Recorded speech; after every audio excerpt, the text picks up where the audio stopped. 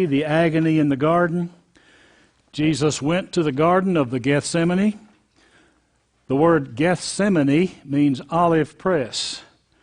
So it is the garden of the Gethsemane. Many people think that's the name of the garden, but it was the press that was there in the garden. And the stone that he was praying at could very well have been part of that mechanical arrangement of the press. Many times they had a rolling stone with a donkey that went around in circles, or maybe even a slave trade or something like this. Other times they had a vat with a press. That's probably what this was a carved out vat with a plunger like a mortar and pestle, a plunger that went down in there, the press, the olive press. And that is the word in the Hebrew, Gethsemane. So that's why they call this the Garden of the Gethsemane. That's where he was. He was in that garden when he was arrested. The prayer that he was praying when he was arrested is probably that one that's given in John 17, which is given before some other things that happened. So it's not in chronological order. That John 17 is a long prayer. We won't study it tonight. We won't even look at it tonight unless you want to. It's not even in here because that's something for a different time. But that is probably the prayer that he was praying. It's the one that says, "Sanctify them through thy word is truth." That's the most famous phrase of that particular prayer. You remember what was going on there in the garden. Okay, in John 18, on page number 3, John 18, the Lord's Supper has gone on. It's something that is very, very important in that supper that took place, and Jordan will probably cover this Sunday night. And I was hoping that we could stay in chronological order here. But Judas has to leave the Lord's Supper, the Last Supper, the Passover meal. He has to be pointed out. Do I hear the coffee pot doing it? Okay. He has to be pointed out and leaves before Jesus initiates what we call communion, because communion is for Christians. And it's highly significant that he pointed out Judas and he left. He was not there when Jesus instituted what we call communion or the Lord's Supper. That is for Christians. And that's very, very important that happened. When Jesus had spoken these words, chapter 18, verse 1, he went with his disciples across the brook Kidron, where there was a garden, in which he entered with his disciples. And now I put all the scriptures in place there. The next one is in the Matthew 26 passage. Jesus came to a place called the Gethsemane. "Sit ye here and pray, that you do not go into temptation." He says that a couple of times. That's very important when Jesus says something twice. Sit and watch and pray that you enter not into temptation. He separates himself from the 8. There's 11. He separates himself from the 8. He takes 3 with him a little bit further. And on the middle of page 4, Matthew 26:39, he went about a stone's throw further. A stone's throw further. So can we agree that what is that? Depends on who's throwing the stone, I guess. If it's Peyton Manning, no telling where it could be. Yeah.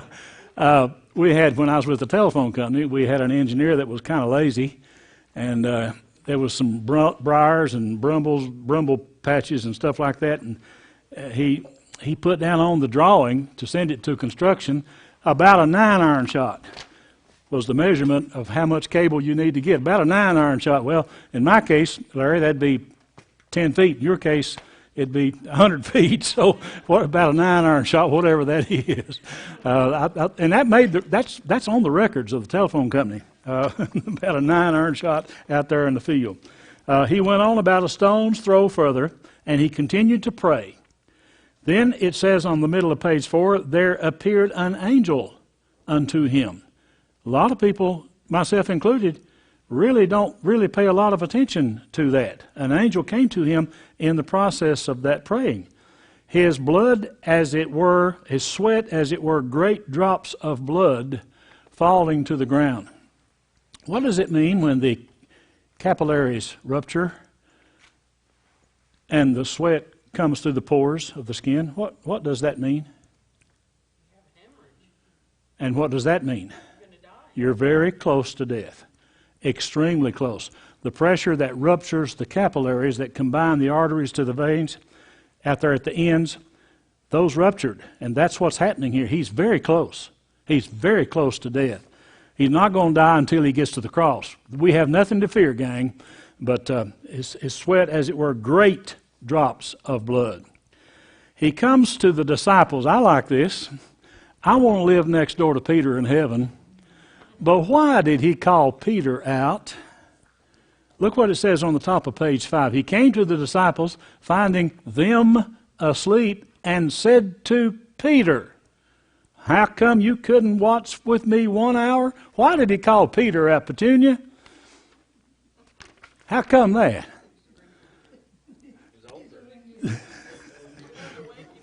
Well, yeah, but why not James and John? They're there too.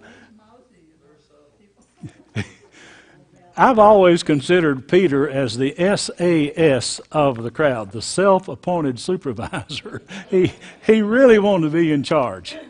Tim LaHaye was preaching one time and said, Peter, every time you see him, he lands in the thud, right in the middle of the crowd. And he's right in the middle. And he's always answering and saying, and nobody ever asks him anything, but he's always answering somebody. Peter, I want to live next door to him. You can't. I want to. I get it. No, I get it. Peter, why couldn't you watch with me just 1 hour? I don't understand why he called Peter out, but Peter, that's the one. He went again the second time. He said, watch and pray that you do not enter into temptation. There it is again. He found them asleep again. Now, look at verses 44 and 45 at the bottom of page 5. Got a little problem here. He left them and went away and prayed the third time, saying the same words. The same words were, let this cup pass from me. If not, may thy will be done. He said the same words. Then he came to his disciples and said, now sleep on now and take your rest. Behold, the hour is at hand, and the Son of Man is betrayed. The Son of Man is whom? Whom? That's Jesus. That's Christ. That is a title for the Lord. The Son of Man should be capital M. Sorry about that. Son of Man is betrayed into the hands of sinners. Then, turn the page, verse 46, rise and let us be going. Now there, he says, sleep on now. Then he says, rise and let us be going. The only way that could really fall in there is if there's an interval of time in between those two verses. He probably tells them, take your rest. I know you guys are tired. Don't worry about me. He probably goes back and prays some more. Then he comes and says, now it's time to get up. Let's be going. The Son of Man has been betrayed. Did Judas know where he was going? Yes. Why would you think? I agree with you, but why would you say that, Denise? Because he was a part of the 12. That's right.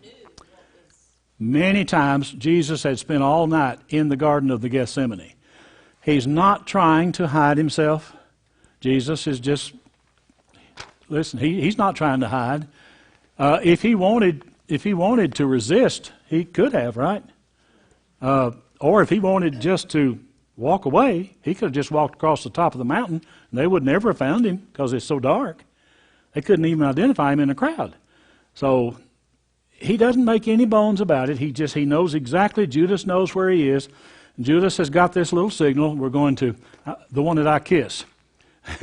One of our Easter dramas. We had a little problem. We had two guys, one playing Jesus, one playing Judas. And I ain't going to kiss him, you know. So you are familiar with the Arabic and also the Judaistic form of greeting where they go. That's what this is. And I said, now let me help you here, guys. This is what this is all about. And that's what they did. And you could just feel the relief falling, falling off. Let's see. Judas was a part in the group, but was never a part of the group. Okay, the betrayal, verse 6. Did the rest of them not like Judas? Well, yeah, he was a very likable fella. Yeah, he was. When Jesus pointed him out as the betrayer, he did it on the QT. He didn't make a public example of. Nobody knew what he had done. Remember, they said he said, one of you is going to betray me. And they were asking, Lord, is it I, is it I, is it I, is it I, is it I?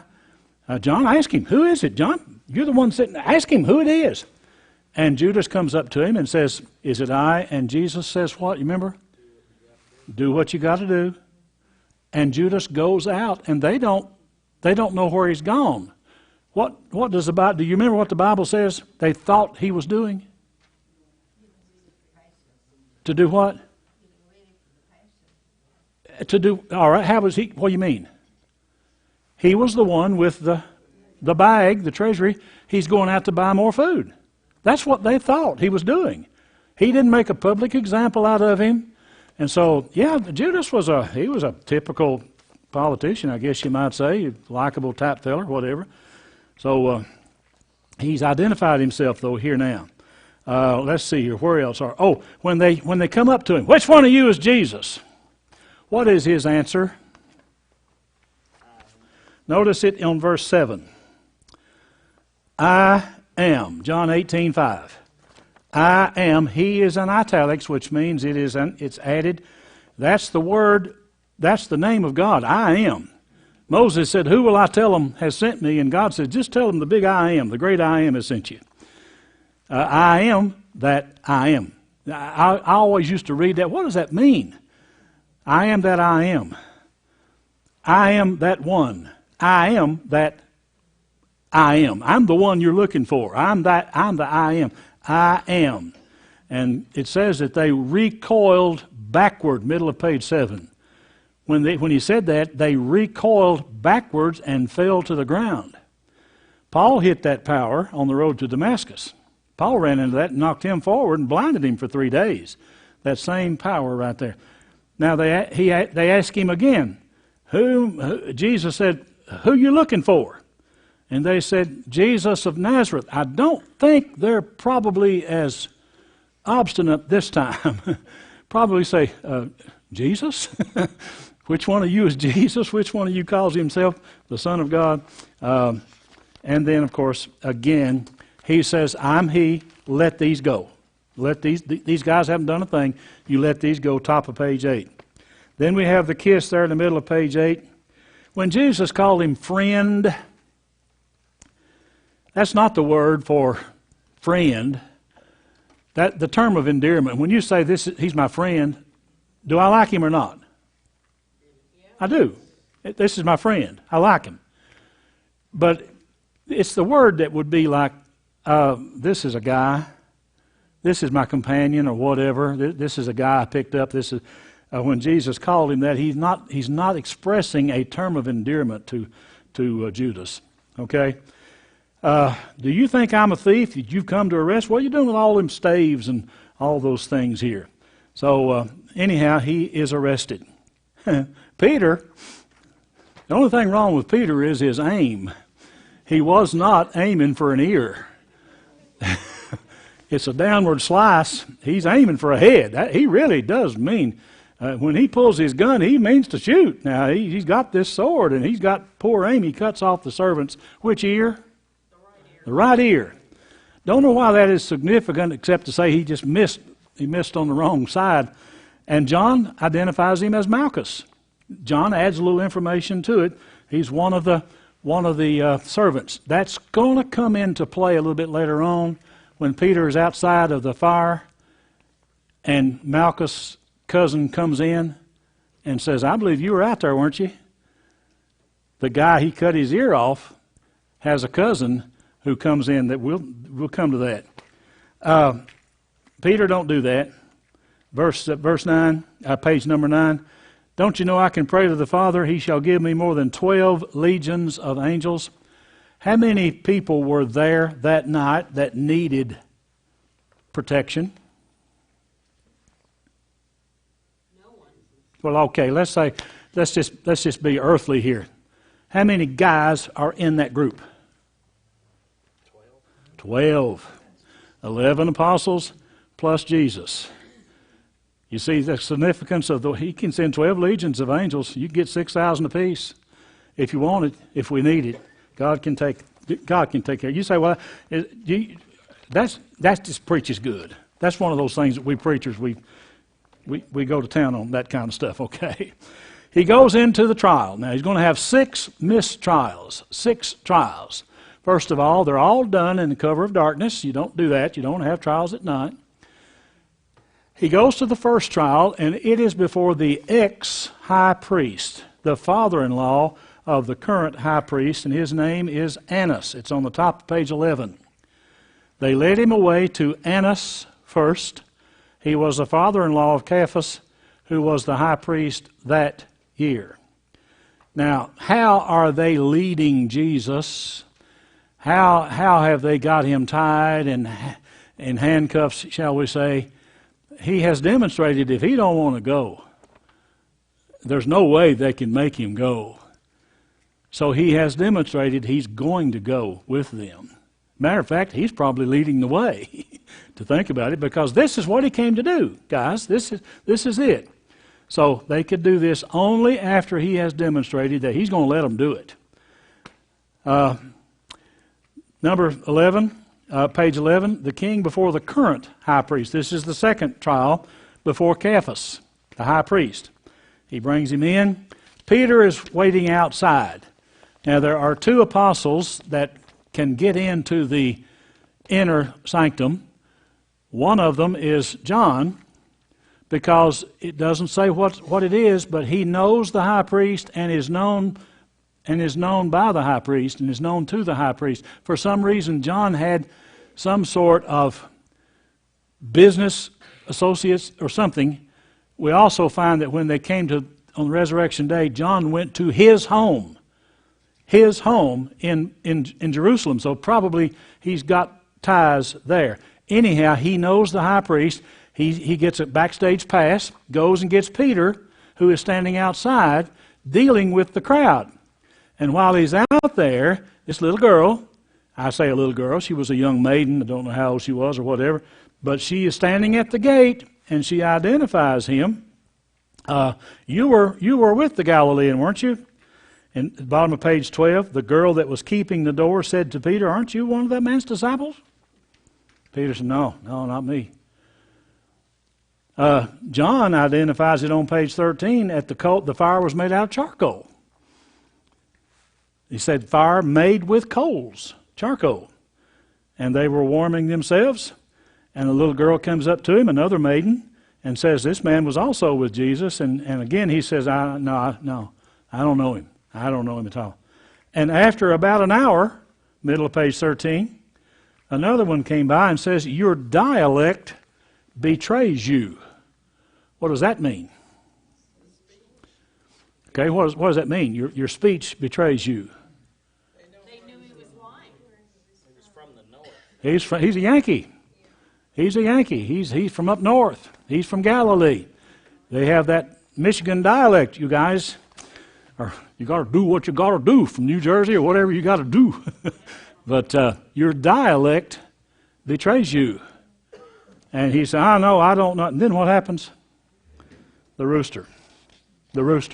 Then he remembers. Now, just about that time is when John comes and says, Peter, come on in here. Gets him, brings him on inside. Now then, the third trial is before the council, the Sanhedrin, page 14. They're trying to find some witnesses. They can't find anybody that agrees. Everybody's telling a different story. Nobody agrees. Finally, they get 2 people to say, I heard him say, if you tear the temple down, he'll build it in 3 days. What was Jesus talking about? His body. His body. The temple. What did they say he was talking about? Herod's temple. Well, that's blasphemy. You've heard what he said. The high priest tears his garment off. Very expensive clothing this high priest is tearing up now. When he rends his clothing, that's a very expensive robe he's got there. You all heard it. We don't need anything else about it. Look at the bottom of page 14. Something very important here. It's all very important, but I'm just hitting the high spots. Jesus held his peace, and the high priest said, I adjure thee by the living God that you talk to me. You tell me whether or not you are the Christ. The adjurement is a part of the law that puts a man, what we would do is say, you swear to tell the truth, the whole truth. I swear on a stack of Bibles. You've heard that expression. I've heard it all my life. I raise my hand. Before God, I raise my hand. The adjurement means you will tell the truth or God will strike you dead. May God strike me dead. And the high priest, he won't talk. Jesus will not talk to him because he's not acting like a high priest. He's not acting like a preacher. Well, he may be acting like some preachers, but not the good kind. And so the high priest says, I adjure you. And I've got some scriptures in here, Joshua, 1 Kings, and so forth. It's a legally binding thing. Even Jesus himself accepted that because it was in the law, and he wrote the law. His Father and him, as God the Son, wrote the law. Wasn't anything wrong with the law, it was the way they were keeping it. And so he says, okay, and then he starts talking to him. He accepted that. He says on the bottom of page 15. He begins to talk to him. Any thoughts or comments about this? I'm going through this thing fast because I just want you, this is good bathroom reading. This will be good for you to, when you read it here. High priest rent his clothes. He's blaspheming. We don't need any more witnesses. You all heard him. What do you think? He's guilty, guilty. Yeah, he's guilty. They're just puppets. They're just rubber stamping. All right. As soon as it was day, middle of page 16, sun's coming up now. And then he says, okay, let's do it officially now. Let's rubber stamp it. Let's make sure it's legal. We've got to do this right. Got to do this legally. So he begins to interview him. And Jesus, you read that. Just please read all of that right there. Page 18, when he'd thus spoken, one of the officers stood by, struck Jesus with the palm of his hand. What does that mean? That's a slap. That's probably the worst thing you can do to a guy, is a slap. I would think that the two worst things you could do to anybody would be to strip them off and slap them. And both of that was done at the crucifixion. Don't think that Jesus was way up high in the air. He's not. His feet are only about yay high above the ground. He's right there where they can do anything they want to do to him, and he's totally defenseless. That's part of what crucifixion is all about, guys. That's what Jesus went through. True. Notice it says, until it was covered. Yes. Absolutely.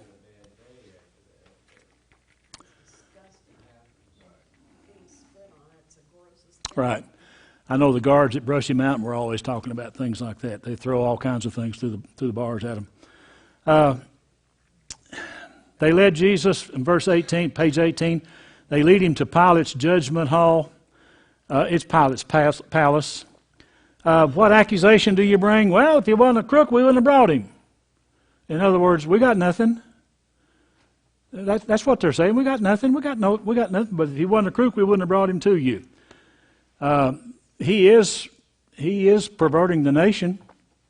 What was Jesus doing? What do you mean perverting the nation? Top of page 19. What? How is he perverting the nation? All he says is that you will see the Son of Man coming in great power, and he's identifying himself as Messiah. But to these people, what is he doing? He's putting himself above Caesar. That's where they got to go. They got to find something to charge him with, and that's the only thing they've got. He is forbidding us to pay tribute to Caesar, saying that he is Christ, a king. Pilate says, "Are you the king of the Jews?" And Jesus said, "If you say so." Whatever you say, sir. You're in charge here. Read through here. Let's see here. Ask him other questions. Look at the bottom of page 20. Pilate says, "Are you emphatic. Are you a king? Jesus said, well, you're saying I'm a king. To this end was I born, and for this cause did I come into the world. He's giving him the message here. He could very easily have gotten out of this, Jesus could have. He could very easily have gone along with what he wanted to hear him say. He could very easily have done that. Pilate asked that famous question. What was it? What is? He had the truth standing right in front of him. And he missed it. Don't feel sorry for Pilate. He's been washing his hands in hell for so long. But don't feel sorry for him. He says, I find in him no fault at all. I find in him no fault. Well, he sends him over to Herod, because Pilate finds out that Jesus is from the north, Galilee. And Herod is in town for the Passover. And so he goes across town. This is the Roger Lewis character. That's the reason we brought Roger out, just because I need somebody as wild as a freight train playing that part. And so, hey, I want to see you turn this stick into a serpent or whatever. Do something. Do a miracle. I want to see you do something. And Herod died of syphilis and all kinds of venereal disease. He was crazy as a bed bug. And so he can't find anything wrong with him. He sends him back to the governor. I don't find any fault in it. 2 strikes. Pilate can't find anything wrong. The high priest can't find anything wrong. The false witnesses can't find anything wrong. And Herod can't find anything wrong. Nobody can find anything wrong, so he goes back before Pilate, and they're still hollering for his blood. They're still screaming. He says in verse number, page 23, the second from the top, he says to them, you brought this man to me as one perverting the people, and I've examined him before you, and I find no fault in him as touching these things that you accuse him. Neither did Herod, because I sent him over to him, and he found nothing worthy of death. So I'm going to chastise him, meaning what? Whip, scourge. I'm going to scourge him and release him. Now, it was a customary thing at that day, and this is something that Pilate had started, or that Rome had started, to pardon one of the prisoners in the jail. And so Pilate gave them the choice: do you want Barabbas, the son of Abbas, Barabbas, or do you want Jesus? Which one do you want? He let them make the choice. And they said, give us Barabbas, let Jesus be crucified, page number 24. And the governor says in page 25, why? What evil has he done that he... What do you mean? You want him killed? You want him put to death? Why? What has he done? I'm going to whip him and let him go. No, we want him crucified. Pilate saw he could not prevail. Rather, a tumult was being made. See, Pilate's got his hands full here now, gang. He got a wife that's smarter than he is, because she's already said, now get out of this. You don't want to mess with this. Get out of this thing. If he'd listen to her. But he's got a mess on his hands, because Rome don't like waves. And as long as the people pay their taxes and just kind of get along, everything's going to be all right. But when these people start saying, you got to do something, he's got to do something, or Rome's going to find out why he don't do something. See, Pilate's really got his hands full on this thing. He does something that I want to talk to you about here. He puts on him, in one place it says a scarlet robe, another place it says a purple robe. There is a psalm that says the scarlet purple robe. They're covering both bases. Can you rectify that? Can you explain that? Scarlet be like blood? Well, it would be red, yeah.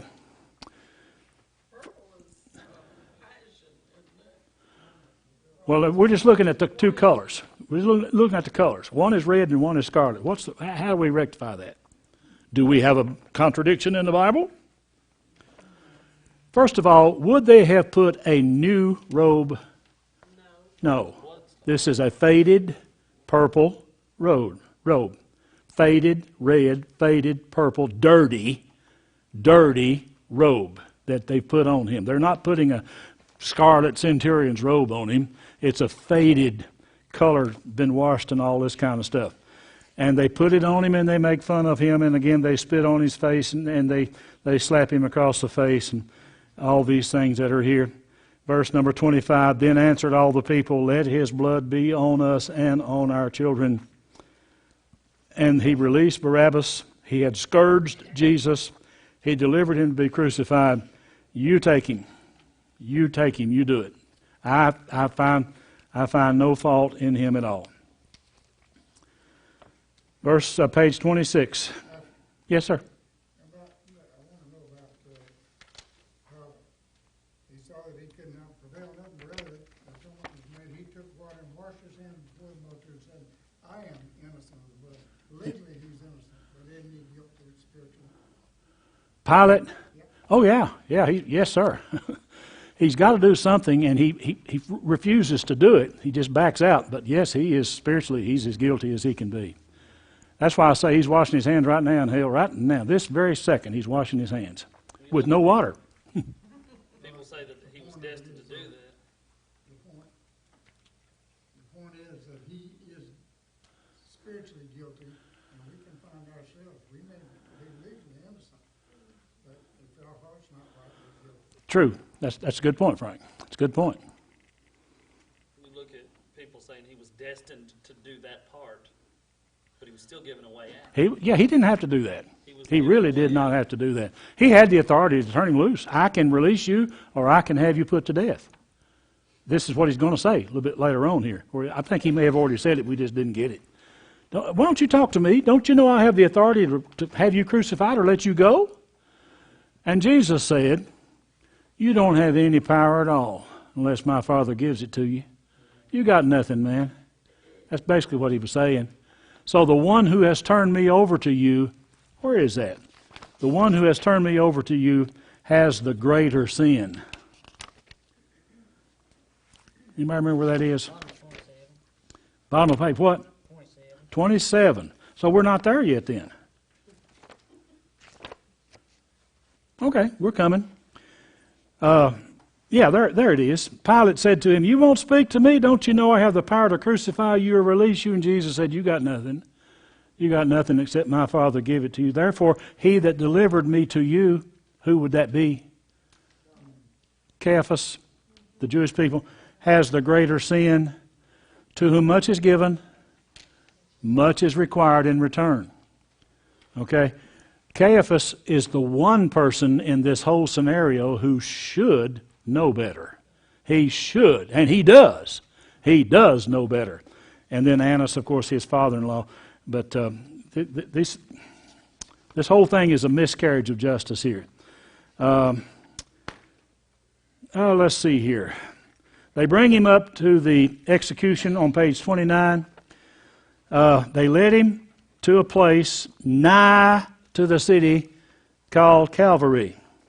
And there they crucified him at about the third hour. Now, John is writing this 60 years after it happened.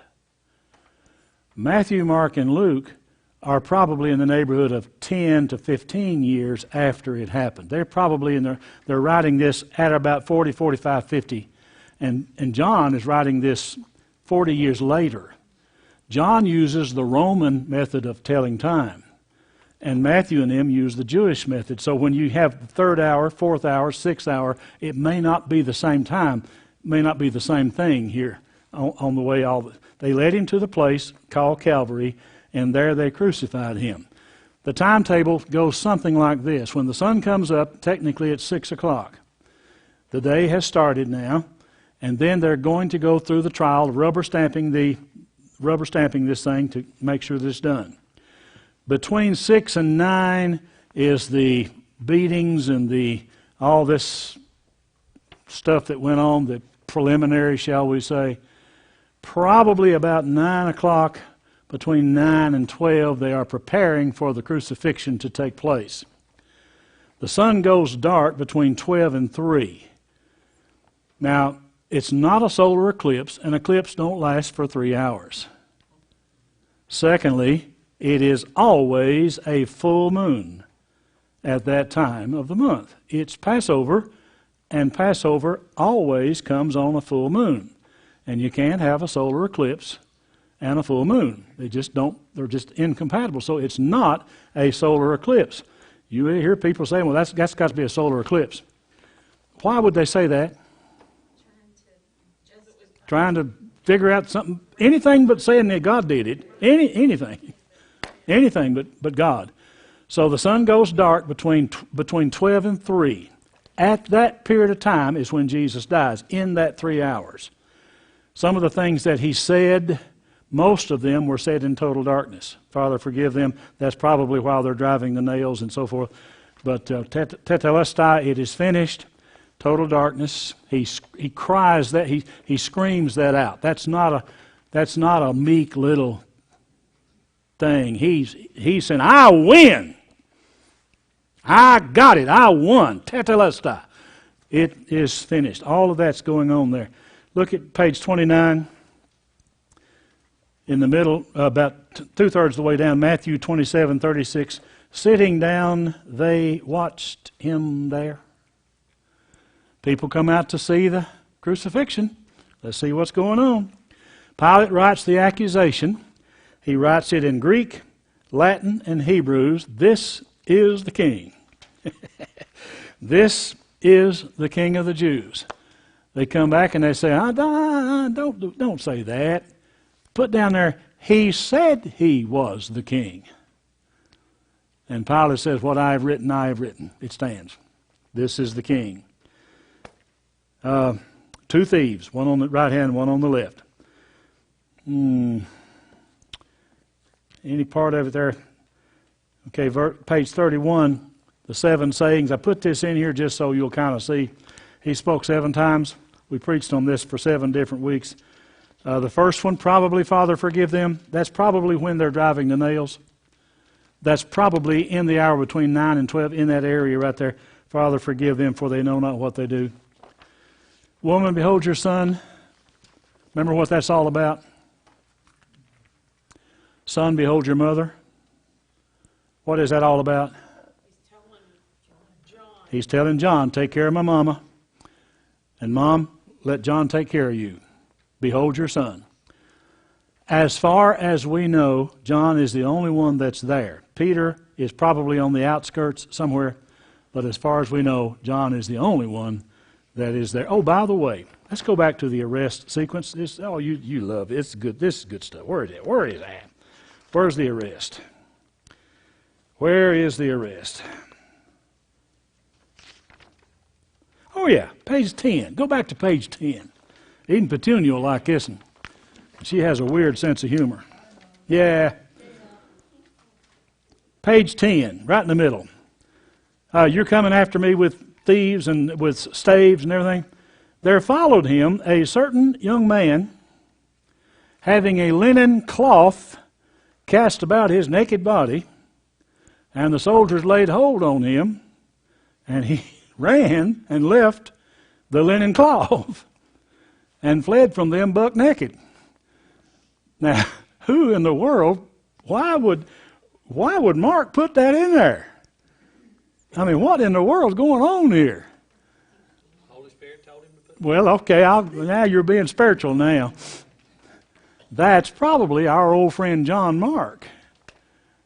That's probably who we're talking about here. Probably this guy, more than likely, the very same one.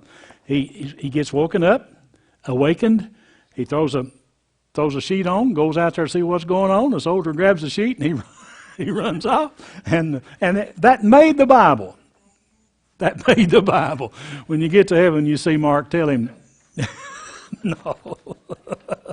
Okay. Father, forgive him. Woman, behold your son. He talks to the thief today, page 32. You'll be with me in paradise. He's thirsty. That's one of the things about crucifixion is the extreme thirst. The tongue swells up inside the mouth and it cuts off the air supply. That's what happens when crucifixion goes. If you will notice, when a person is extended in this form and the weight is hanging straight down on 2 points, and right here, right between the funny bone and that nerve, There's nothing funny about that funny bone right there and that nerve. And they knew exactly where to put that thing so it would not hit that artery and right in it between that nerve, and that thing goes all the way up your arm there. And every time you move, you can imagine what's going on there, and you got nothing else you can do.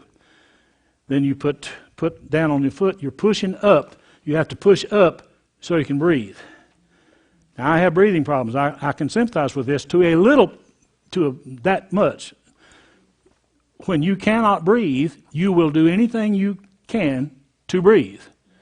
It would be the best thing in the world. My mother, it would have been the best thing in the world if she, instead of fighting to breathe, she'd just pass out. And when you pass out, she went limp and she started breathing again. But you don't do that. You don't do. When Jesus is trying to breathe, and all the load of the weight, let's just say he weighs 150 pounds. Physically speaking, physically speaking, is 300 pounds straight down pulling on those nails. Okay? And you cannot breathe. The diaphragm right here, and preachers and singers, you know about that breathing from the diaphragm. And that's the reason so many of them, what they're doing is they're releasing the pressure right here on that diaphragm. You don't really have to do that, but that's what they're doing. And so I can do it too. Every public speaker learns how to do that, and singers too. How can these opera singers sing to a crowd like they sing with no sound equipment? How can they do that? So you can't breathe. You have the diaphragm. You've got to do it, and the only way he can get a breath is to push down to raise up, to get the pressure off. And he's literally suffocating. That's what crucifixion does, guys. That's what it is. We won't go much into that because I just won't read this. My God, why have you forsaken me? Why did he say that? Because of that split moment, he was man. He was completely, he wasn't of the Godhead at that, I mean he was, but... Yeah, he was always God. He became complete man at that moment. He was always complete man. I know what you're saying. He had to die. But why did he say, why have you forsaken me? Because at that moment, God had forsaken him. He had forsaken him. This is going to give you the heebie-jeebies now when you hear this. But when he died, he was a sinner. He didn't have his own sin, but he had mine and yours. And God cannot look at that. He cannot look at that. My God, why have you forsaken me? Into thy hands I commend my spirit. If he don't say that, he would still be hanging there. You can't do that. I can't do that. I cannot just quit breathing because the spirit to live is so strong. But he just quit breathing. He literally gave his life. Now you can shoot yourself, you can commit suicide, but this thing, he just quit breathing. Into thy hands it's finished, it's over, and he just bowed his head and quit breathing. When we sin, God sees us sin. Yes. And looks and sees that. Okay. How is that different than when we use the phrase, he couldn't look at Jesus' sin? Because he's looking at your sins through a blood filter. He also looks at other people's sins who are not saved. This is true. He's looking. Would it be the fact that the Trinity and that they had to leave, they had to separate somehow because he couldn't die? I mean, I don't know. He couldn't have died had he not willed it. You're right about that. Yeah. But like God, he still sees our sin. I know he's got the filter, like you're talking about. But I'm just asking, just help me out. Okay. When you sin, you've got an advocate. Right there. Father, he's one of mine.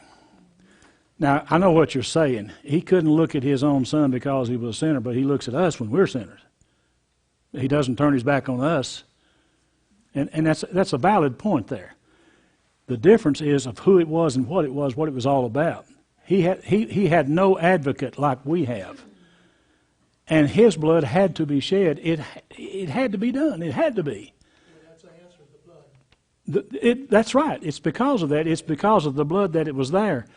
The high priest could not be touched while he's offering the sacrifice.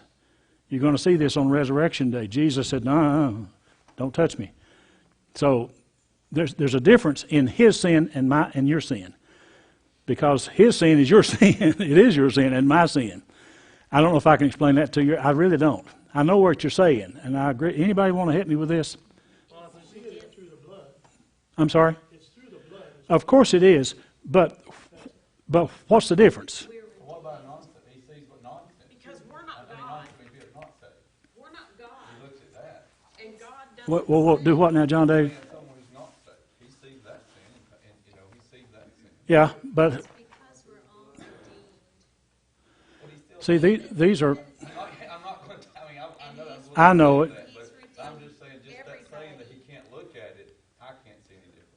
I'm not telling you I'm right. I'm just saying. It's what we've got pat answers, redeemed. We've got the pat answers. But I got you. I understand what you're going. Elijah was raptured, Yes. correct? Yes. Before the church, before there ever was a rapture. Right. There are unique incidents throughout all the Bible where God deals differently with that particular instance Yeah. than he does in a broad spectrum. And it's maybe that's the answer. Maybe that'll help. I could maybe use that. Just that phrase. Just that phrase is serious. Yeah. Why would God forsake him? Because he did. And that's why I like John David. He's always got this good stuff. How do we know that that's why? I mean, I know I've always been told that. That's why, because he couldn't look at sin. You go to that. Well, he forsook him for some reason, and it probably was because of that. Let's just put it that way. The way I see it is he was our kinsman's redeemer. Who was? Christ. Christ is our kinsman redeemer. Kinsman redeemer. Okay, so where are you going? And, well, he's the redeemer for everybody, whether they accept him or not. And if they accept him, then they're covered. If they don't accept him, there's still a filter there and an opportunity until the end, until their end. So what I'm trying to say is there was nobody to cover for Jesus. For Jesus. And he didn't. He had no kinsman redeemer. No kinsman redeemer. He didn't need it, but he didn't have it. We need it.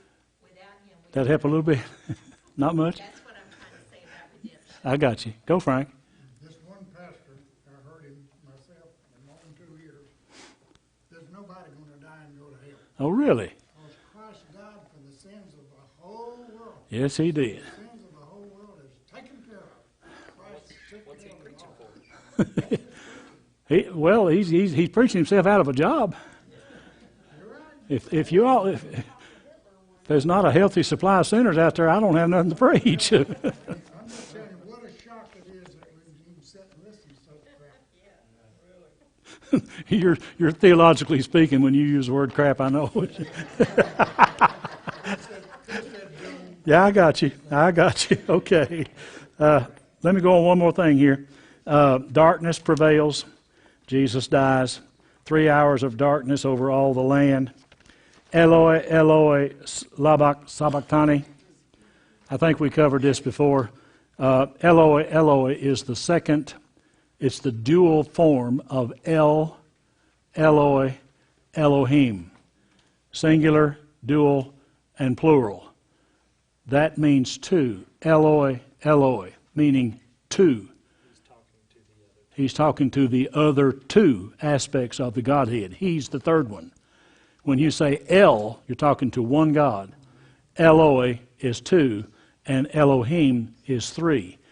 This is the only place in the Bible where this appears because it's the only time that one of the persons of the Godhead is referring to the other two like that. It's interesting. Okay? Centurion. This man was a righteous man. Oh, one more thing, we'll go. 36. They came to Jesus. They broke the legs of the two thieves. They came to Jesus. Why are they breaking the legs? Why? How does that make him die? Can't breathe. Can't lift himself up. He can't push himself up off that nail, and so he will literally suffocate to death. Why didn't they break the bones of Jesus? But why didn't they break the bones of Jesus? But why didn't they break the bones of Jesus? Because the Bible said there will not be a bone broken. That's right. He was already dead. He just quit breathing. He just quit breathing. And there's several. Did it because he was feeling sorry for Jesus? Who? God. You think God made him quit breathing because he saw him suffering? No, Jesus did it himself. Yeah. His job was through. There's no reason to go any further. Tetelestai, it's finished. He just bowed his head and quit breathing. That's it. I'm done. Gave himself. Right. And then, as he cried out, Eloi, Eloi, the other two persons of the Godhead, Labak Sabatani, my God, my God. Anything else about that thus far? At what time in Jesus' life did he realize that he was going to be the sacrifice? And the age is past, way back before the foundation of the world. That's right. I know. I heard about that preacher. It happened right here in Newport, by the way. So, that's a good point, Don. What do you think? If he'd have said, "I don't need this. I'm going to house," Or the angel, if he did call hey, we'd have been in a world of hurt, wouldn't we? I don't think he could. He couldn't have. I'm sorry. we've been lost forever. Yeah, that's true. Yeah, you were in no danger. You were in no danger that he was going to jump off the temple and kill himself. He was not going to do that. He was going to the cross. Going to the cross. On his way to the cross. You know, as many times as I've heard that and read it, it never, I can never not tear up when You got that right. That's right. it's very moving. And yet, Crucifixion Day is our victory day. We didn't lose nothing. We won. We didn't lose. But we love him and he was in so much pain for us. But I'm going to say this, Ginger. I'm glad he did. Really? I think that's why we're so sorrowful. Yeah. Any other thoughts or comments? Jordan, pray. Heavenly Father, Lord, we thank you for what you did for us. That's right. Thank you, Lord. We can never know. We can never know. Lord. We thank you for that. We thank you for the Bible that we have to learn and study and know. And Yes, dear we thank you for Tom who brings it out to us. Lord, we thank you for all that you have done for us just to see. Thank you, dear Lord. Thank and you. how you've spoken to every heart here tonight. Just to remind us that our sin caused you to do that. Yes. We're thankful that you did it anyway. You had no sin. We thank you for becoming our sin, so we have none. Lord, I ask that you be with us as we leave this place. Help us to prepare our hearts to celebrate that this coming weekend. Lord, we thank you for the victory and all that you do in Jesus' name. Amen. Amen. Amen. Go, Joyce. She was taken from work and got ready to went to the ER with chest pains and nausea. They did keep her blood work thus far is good. They did keep her to monitor her tonight, and we're doing more blood work tonight at 10 o'clock. So they did keep her up here at the hospital overnight. So Joyce Ogle, be remembering her.